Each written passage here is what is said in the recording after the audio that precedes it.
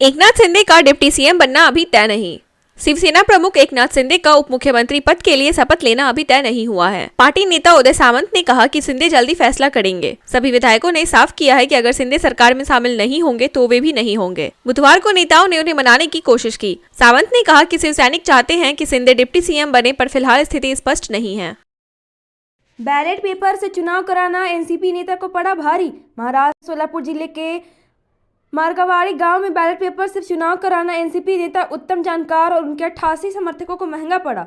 EVM पर गड़बड़ी का आरोप लगाते हुए उन्होंने बैलेट पेपर से अलग चुनाव करवाया, जिस पर पुलिस ने मामला दर्ज कर लिया। इससे पहले 200 लोगों पर भी बिना अनुमति चुनाव कराने को लेकर केस हुआ था। किसान नेताओं की रिहाई के बाद धरना जारी।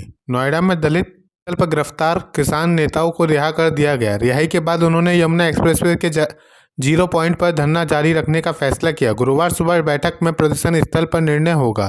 पुलिस ने 160 प्रदर्शनकारियों को हिरासत में लिया था, जिनमें बुजुर्ग और बीमार तुरंत रिहा कर दिए गए। पुलिस बल तैनात है। अराजकता की छूट नहीं, सीएम योगी का सख्त निर्देश।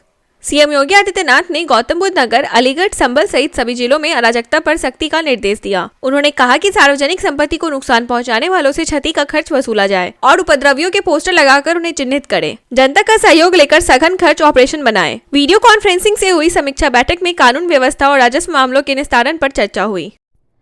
राकेश टिकैत को अलीगढ़ में रोका, नोएडा जाने से रोका गया। भाकियू प्रवक्ता राजेश टिकैत को बुधवार सुबह नोएडा किसान आंदोलन में शामिल होते समय अलीगढ़ के टप्पल में यमुना एक्सप्रेसवे पर रोक दिया गया। डीएम एनसीपी के नेतृत्व में पुलिस ने उन्हें थाने ले जाकर नजरबंद कर दिया। टिकैत ने समर्थकों को संबोधित करते हुए सरकार पर किसानों की आवाज दबाने के आरोप लगाए। देर शाम तक टिकैत नोएडा जाने की जिद पर अड़े रहे, जबकि अधिकारी उन्हें समझाने में जुटे रहे। रामायण मेले का शुभारंभ करेंगे सीएम योगी। अयोध्या में 43वें रामायण मेले का शुभारंभ आज मुख्यमंत्री योगी आदित्यनाथ करेंगे। रामकथा पार्क में मेला उद्घाटन के बाद वे हनुमानगढ़ी और रामलला के दर्शन करेंगे। श्री सीताराम विवाह उत्सव के तहत विशेष आयोजन होंगे और प्रतिदिन रामलीला प्रस्तुत की जाएगी। जानकी महल में उनके संभावित दौरे के चलते सुरक्षा बढ़ा दी गई है। मुख्यमंत्री दोपहर 12:45 मुंबई के लिए रवाना होंगे। एम्बुलेंस मैन जितेंद्र संटी को आपका सहादरा से टिकट। पद्मश्री विजेता और समाज सेवक जितेंद्र सिंह संटी आम आदमी पार्टी में शामिल हो गए हैं। भाजपा के पूर्व विधायक संटी, जो 100 से अधिक बार रक्तदान कर चुके हैं और एम्बुलेंस सेवा में सक्रिय हैं, को सहादरा सीट से टिकट मिलने की संभावना है। रामनिवास गोयल के इस्तीफे के बाद केजरीवाल ने संटी पर भरोसा जताया है। दिल्ली विधानसभा स्पीकर रामनिवास गोयल ने चुनावी राजनीति में संन्यास लिया। दिल्ली विधानसभा के स्पीकर रामनिवास गोयल ने उम्र का हवाला देते हुए चुनावी राजनीति से संन्यास लेने का ऐलान किया है। उन्होंने अरविंद केजरीवाल को लिखे पत्र में बताया कि वह पार्टी में सक्रिय रहकर सेवा जारी रखेंगे। सहादरा सीट से 2 बार विधायक रहे गोयल ने पार्टी और सहयोगियों के प्रति आभार व्यक्त किया। केजरीवाल ने उनके फैसले को स्वीकार कर लिया है। व्यवस्था पर आप और बीजेपी में तीखी बहस। दिल्ली विधानसभा में अरविंद केजरीवाल के नशे के कारोबार के लिए केंद्र और गुजरात को दोषी ठहराते हुए कहा कि गुजरात से देश भर में ड्रग्स की आपूर्ति हो रही है, जिससे दिल्ली में 300 बच्चों की मौत हुई। बीजेपी विधायक विजेंद्र गुप्ता ने आरोपों को खारिज कर पलटवार किया। दोनों दलों ने अपराध पर एक दूसरे को घेरने की कोशिश की। दिल्ली चुनाव के लिए कांग्रेस मैदान में, नेता उतरेंगे सड़कों पर। दिल्ली विधानसभा चुनाव की तैयारी में कांग्रेस केंद्रीय नेतृत्व सक्रिय हो गया है। अगले 5 दिन राहुल गांधी सहित वरिष्ठ नेता जनता से मिलकर आप और भाजपा सरकार पर निशाना साधेंगे। कांग्रेस, जिसने आप के उभार के बाद 2 चुनावों में 0 सीटें पाई, इस बार मजबूत प्रयास कर रही है। दिल्ली कांग्रेस अध्यक्ष देवेंद्र यादव की न्याय यात्रा में पार्टी अब तक 50 से अधिक विधानसभा क्षेत्रों से गुजर चुकी है। ऋषिकेश में राफ्टिंग स्टेशन के लिए 100 करोड़ का निवेश। ऋषिकेश में 100 करोड़ रुपए की लागत से अत्याधुनिक राफ्टिंग बेस स्टेशन बनाया जाएगा, जिससे पर्यटकों को बेहतर सुविधाएं और स्वच्छता मिलेगी। इस परियोजना से 1500 लोग को रोजगार मिलेगा। केंद्र सरकार ने 23 राज्यों के 40 पर्यटक स्थलों के विकास के लिए 3295 करोड़ रुपए मंजूर किए हैं, जिसमें ऋषिकेश भी शामिल है। मंत्री पद की होड़, शिंदे को चुनौती। शिवसेना प्रमुख एकनाथ शिंदे को उप मुख्यमंत्री बनाए जाने की संभावना है, लेकिन आधिकारिक घोषणा का इंतजार है। कहा जा रहा है कि महाराष्ट्र सरकार में 1 दर्जन कैबिनेट पद शिवसेना को मिल सकते हैं। पिछली सरकार में मंत्री बने विधायक दूसरी बार मंत्री बनने की उम्मीद में है, लेकिन पार्टी नए चेहरों को मौका देने का विचार कर रही है। साथ ही क्षेत्रीय और जातिगत फैक्टर का भी ध्यान रखा जाएगा। सलमान खान को मारने का था पहले प्लान, बाबा सिद्दीकी हत्या में बड़ा खुलासा। एनसीपी नेता बाबा सिद्दीकी की हत्या मामले में एक बड़ा खुलासा हुआ है। आरोपियों ने जांच के दौरान बताया कि सिद्दीकी की हत्या से पहले उनका मकसद बॉलीवुड अभिनेता सलमान खान को मारने का था। पुलिस ने इस घटना में जेल में बंद लॉरेंस बिश्नोई गैंग के नाम की पुष्टि की है और 3 मुख्य हमलावर गिरफ्तार कर लिए गए हैं। 12 अक्टूबर को सिद्दीकी को उनके बेटे के दफ्तर के बाहर गोली मारकर हत्या कर दी गई थी।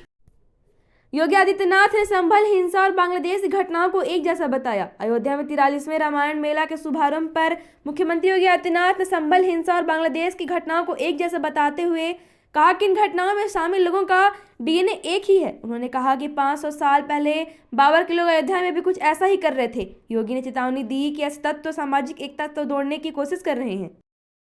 लगा झटका, रिलीज के पहले ही दिन ऑनलाइन लीक। अल्लू अर्जुन की फिल्म पुष्पा 2 रिलीज होते ही हिट हो गई और दर्शकों से शानदार प्रतिक्रिया मिल रही है, लेकिन फिल्म को एक बड़ा झटका तब लगा जब इसे रिलीज के पहले ही एक दिन ऑनलाइन लीक कर दिया गया।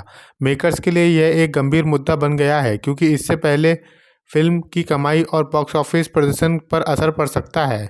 पुष्पा द रूरल को लेकर फैंस में उत्साह तो बना है, लेकिन लीक होने से नुकसान होने का डर है। मोदी सा मैसेज कर दे तो बात बन जाए, शिवसेना नेता का बयान। महाराष्ट्र में सीएम पद की तस्वीर तो स्पष्ट हो गई है, लेकिन डिप्टी सीएम को लेकर अभी भी असमंजस बना हुआ है। शिवसेना नेता उदय सामंत ने कहा कि अगर एकनाथ शिंदे उप मुख्यमंत्री पद की शपथ नहीं लेते हैं तो पार्टी का कोई भी विधायक नई सरकार में कोई जिम्मेदारी स्वीकार नहीं करेगा। उन्होंने यह भी कहा कि उप मुख्यमंत्री पद केवल शिंदे को मिलना चाहिए और यदि प्रधानमंत्री मोदी और गृह मंत्री अमित शाह की तरफ से कोई संदेश आए तो स्थिति सुलझ सकती है। सुप्रीम कोर्ट ने एआईएडीएमके नेता की मानहानि याचिका खारिज की। सुप्रीम कोर्ट ने एआईएडीएमके नेता बाबू मुरुगवेल की याचिका खारिज कर दी, जिसमें तमिलनाडु विधानसभा अध्यक्ष एम अप्पाऊ के खिलाफ मानहानि का मामला दायर था। कोर्ट ने कहा कि नेताओं की पार्टी बदलने पर की गई टिप्पणियां मानहानि नहीं होती। यह मामला अप्पाऊ की 2023 की टिप्पणियों पर आधारित था, जिसमें उन्होंने एआईएडीएमके विधायकों के डीएमके में शामिल होने की बात कही थी। सुप्रीम कोर्ट में 1991 के प्लेसेस ऑफ वर्शिप एक्ट के खिलाफ याचिका। सुप्रीम कोर्ट में 1991 के प्लेसेस ऑफ वर्शिप एक्ट के खिलाफ याचिका दाखिल की गई है। वकील विष्णु शंकर जैन ने इस कानून की संवैधानिक वैधता को चुनौती दी है। उन्होंने कहा कि इस एक्ट के तहत 15 अगस्त 1947 को कट ऑफ डेट रखा गया है, जबकि यह गलत है। उनका कहना था कि सही कट ऑफ डेट 712 ईस्वी होनी चाहिए, जब मोहम्मद बिन कासिम ने भारत में आक्रमण किया और मंदिरों को नष्ट किया। जैन ने यह भी कहा कि यह कानून अदालत जाने के मूल अधिकार को खारिज करता है, जो संविधान की मूल भावना के खिलाफ है।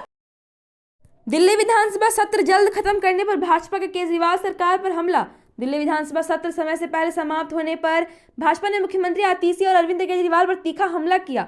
नेता प्रतिपक्ष विजेंद्र गुप्ता ने भ्रष्टाचार, प्रदूषण, टीचर्स यूनिवर्सिटी, घुसपैठियों को संरक्षण और अपराध पर सरकार से जवाब मांगा है। उन्होंने आरोप लगाया कि सरकार ने 6 वर्षों से कैग रिपोर्ट पेश नहीं की है और हाईकोर्ट में गलत जानकारी दी। बंगाल से बिहार में आलू प्याज की सप्लाई पर रोक। ममता सरकार ने बॉर्डर पर लगाई बैरिकेडिंग। बंगाल सरकार ने आलू और प्याज की कीमतों में वृद्धि की आशंका के मद्देनजर बिहार और अन्य राज्यों में इनकी सप्लाई पर रोक लगा दी है। किशनगंज जिले के पास बिहार बंगाल सीमा पर रामपुर में बंगाल प्रशासन ने चेकपोस्ट स्थापित कर बैरिकेडिंग लगा दी है। इस कदम के तहत आलू और प्याज की आपूर्ति को नियंत्रित किया गया है, जिससे इन वस्तुओं की कीमतों में बढ़ोतरी की संभावना को रोकने की कोशिश की जा रही है।